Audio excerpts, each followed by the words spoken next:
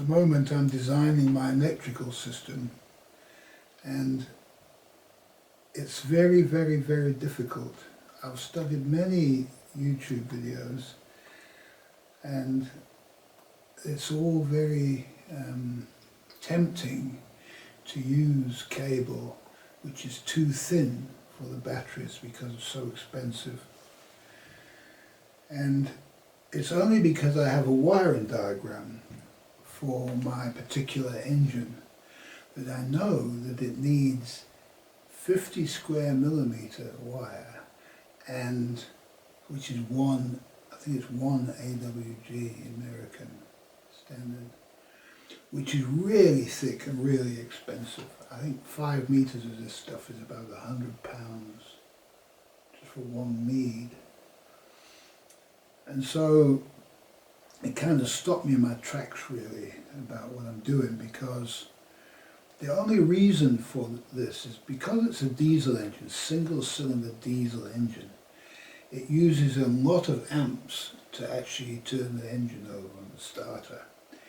And it's probably, I think, 300 amps, something like that. I don't know what it needs, but and also when the starter motor fires up, there's an initial surge in the amps that it requires, and so you need thicker cables to be able to handle that. And so this changes my ideas completely, because I was going to wire up the house battery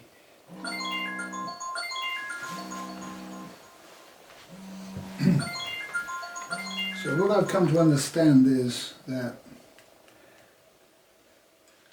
the house system, which should be a deep discharge battery system, is no good for starting engines. You can't start engines using that kind of a battery, and you shouldn't use the other kind of battery, the starting battery. You shouldn't really use on a solar panel setup really. And so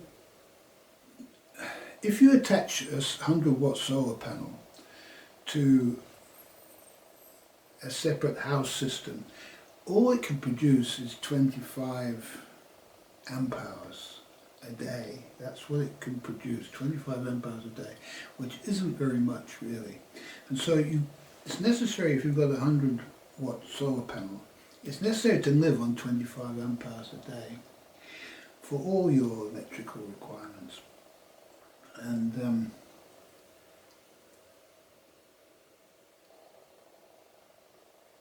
to reserve the starter battery for starting only, have no other system running on at all. And the alternator can be used to charge both banks.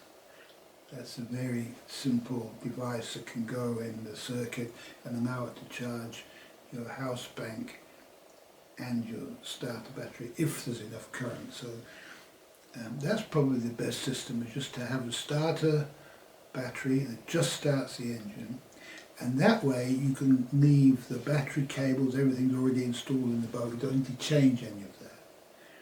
And you can use thinner cables for the house system,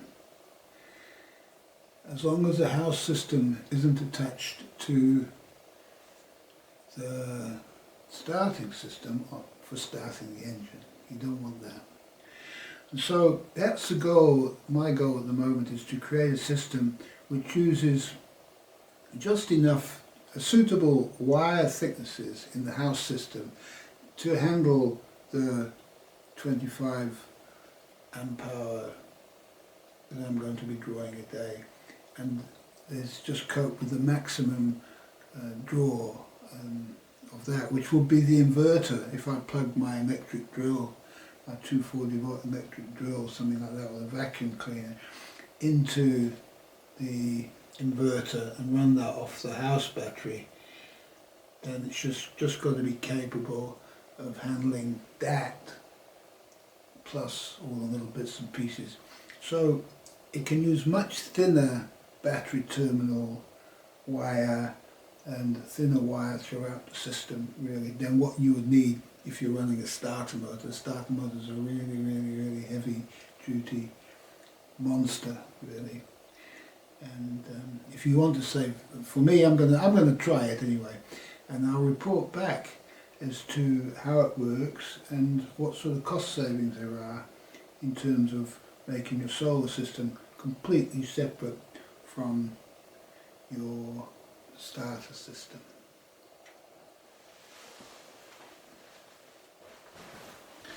Oh, and to understand, 25 amp hours a day means you can run something that's pulling 25 amps for an hour, once a day.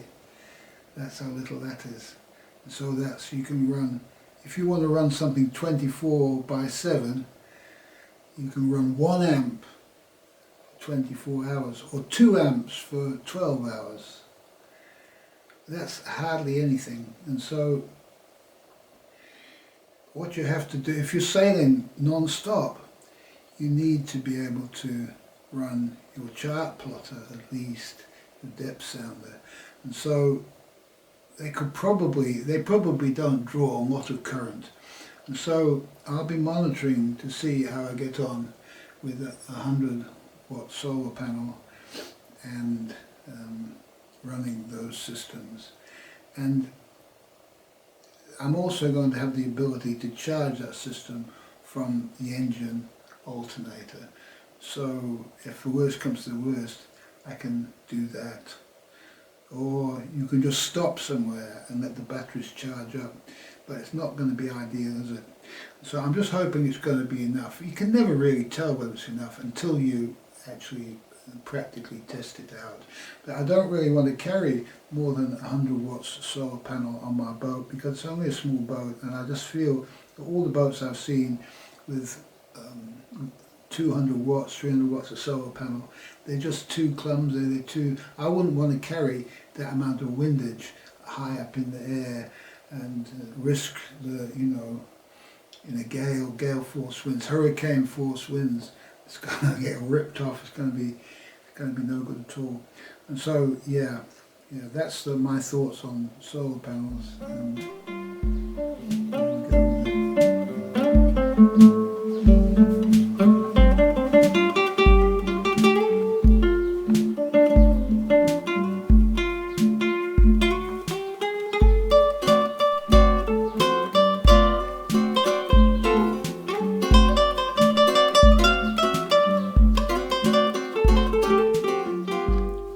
Well, you can see here, this is the setup that I have at the moment that's causing me so much trouble. And as you can see, the distribution panel is connected directly to the starter system. And anything that you turn on is just flattening the starter battery, and then eventually your starter battery is kaput, it's finished, you can't use it anymore. And so this is obviously not going to work. So the first thing to do is to cut this here. None of that, alright? And it's necessary to run everything off the main, like that, alright? And so we need this connected into our system, one colour. So we can do that.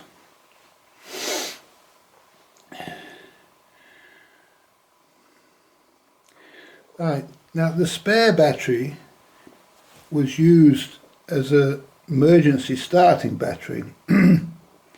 But that doesn't work. It could work, I suppose, in the off chance, but if it's it needs to be charged. And so what we need is we need to be able to charge this is the house system here. We call this the house system.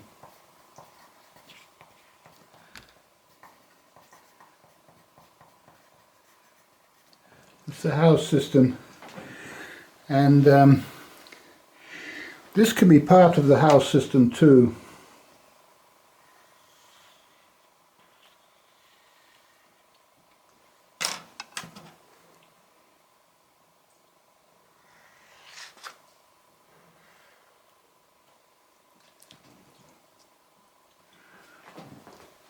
Okay, so our solar panels, here we go here. So we have solar panel.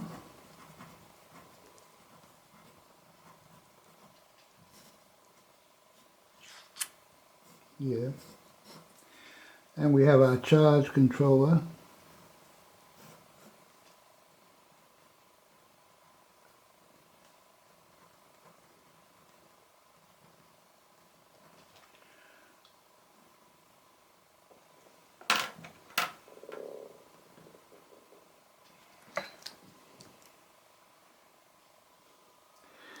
Okay, so this needs to go into our house battery here.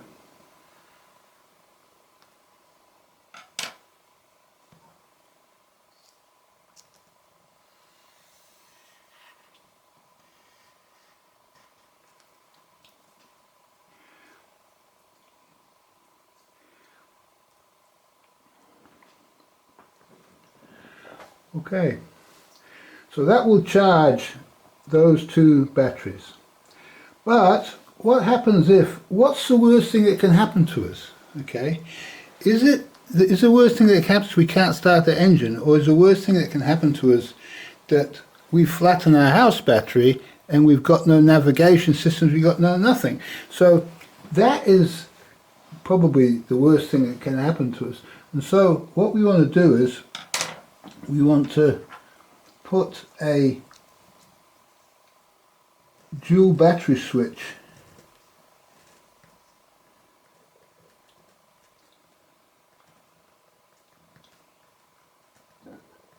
here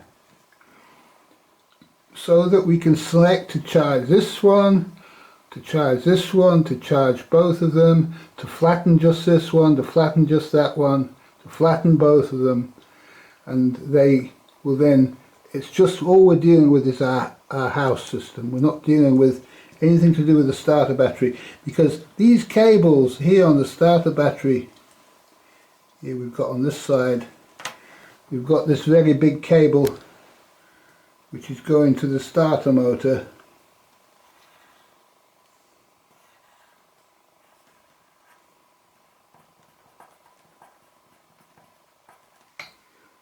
Yeah.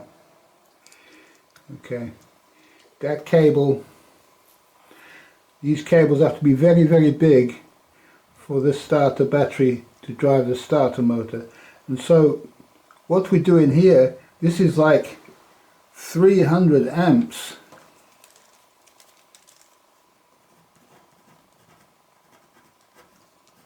Huge, okay?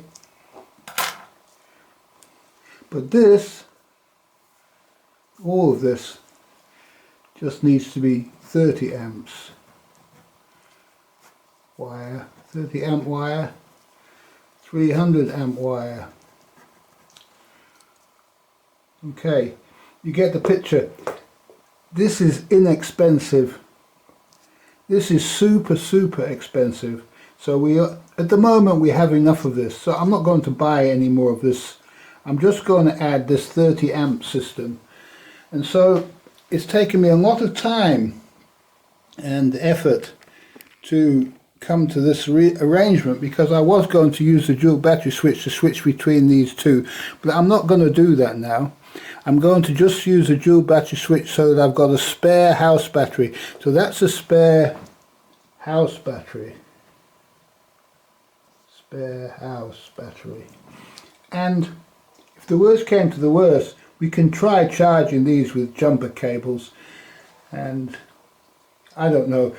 I'm hoping that once the starter battery is reserved only for starting, and there's nothing coming off the distribution panel, nothing is coming off the starter battery, that all my problems are going to go away. That's what I think.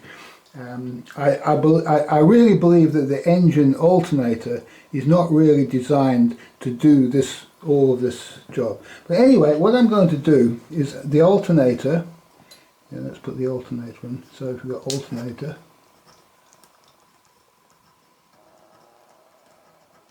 what I'm going to do is I'm going to run the alternator. At the moment it's connected like this, I'm going to run the alternator to an isolator. And so you have one goes to here and one goes to here. Okay, and it only charges if needs it off if not. So it can't go, the current can only go one way, it can't go back, it can't draw from here, it can't draw from here down this wire here. That's isolated, the alternator. And so doing it that way, it's here. Doing it that way, I feel that this is the system that I need.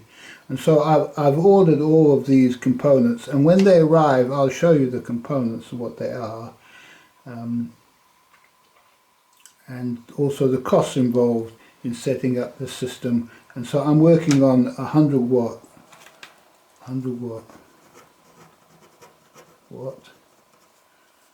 It's giving you 25 amp hours per day panel.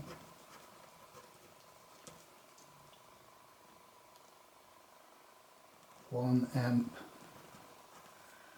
continuous for 24 hours.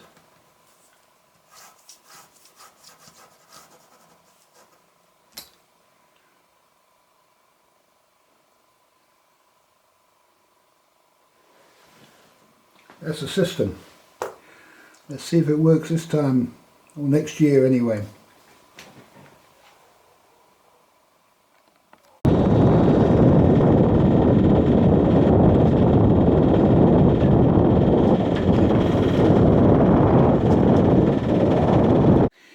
Now there's one thing I missed that I see as a mistake on a lot of YouTube videos about this sort of system, and that is that what you shouldn't do with house batteries is you shouldn't discharge them fully.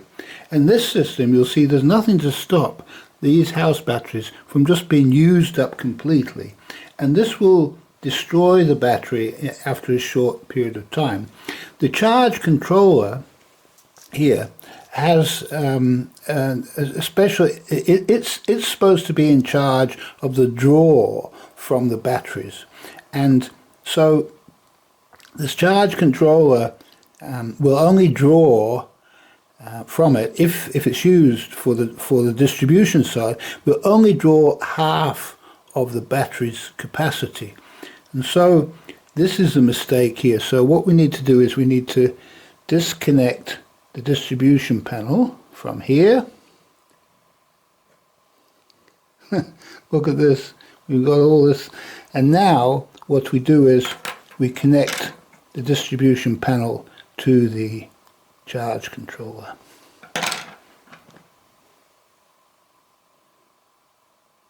Output. Okay, now we have a proper system.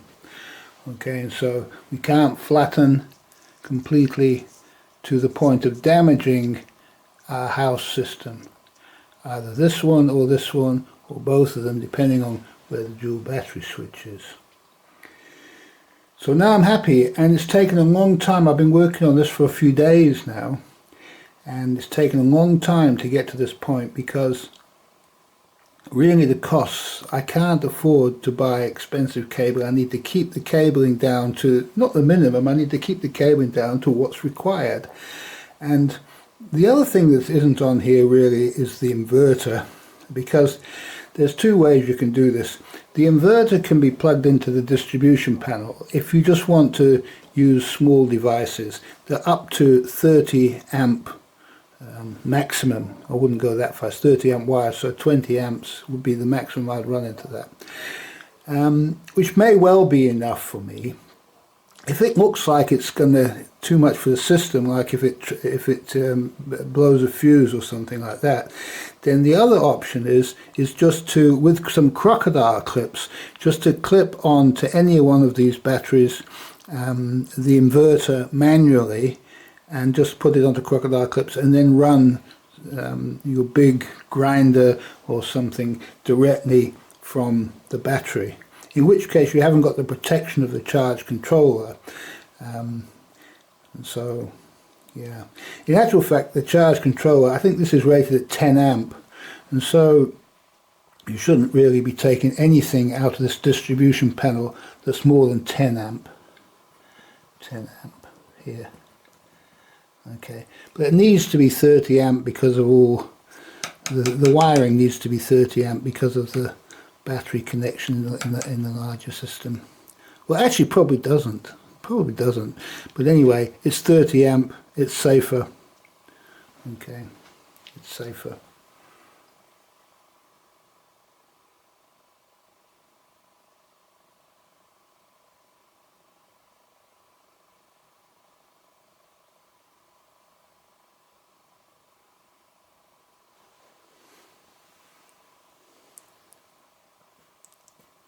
So here's the weak link here, the charge controller, and so possibly the charge controller really needs to be a 30 amp. I'm going to look into that.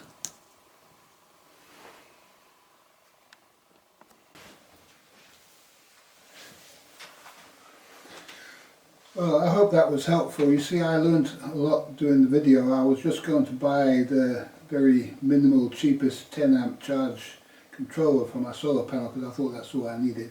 But as you can see, for me to plug in heavier loads on my inverter on the same system, I'm going to need a 30 amp model. So that's only if I plug the inverter off the panel, which I don't have to do, of course. But it is safer to do that rather than just, you know, run some heavy device on your house battery and, you know, discharge it completely and ruin it.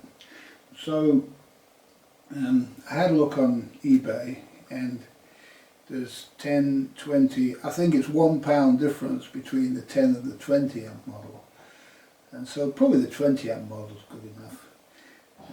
But obviously it's better to spend an extra £1 and get the 20 amp model rather than get the 10 amp model, because it's going to buy you something. And also, of course, you can add another 100 watt solar panel if you do run into trouble.